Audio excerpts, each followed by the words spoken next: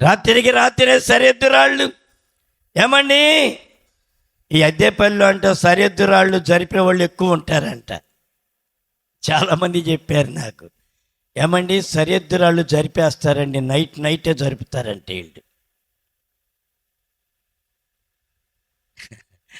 వాస్తవంగా చెబుతున్నాను నేను.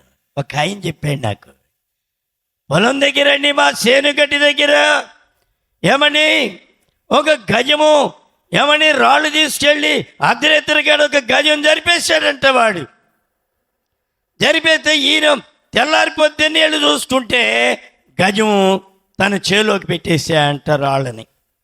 సరే ఇట్టా ఉంది వీడి పని, ఈ 2 రాళ్ళు తవ్వి 3 గజాలు అవతలేసా అంటే వీడు.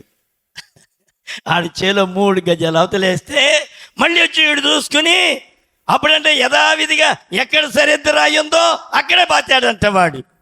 చూడండి, సరిహద్దు రాళ్ళు నడుస్తూ ఉంటాయి.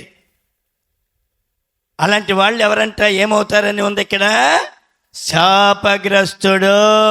వాడు దిద్దుకుంటే ఆశీర్వాదానికి కర్త.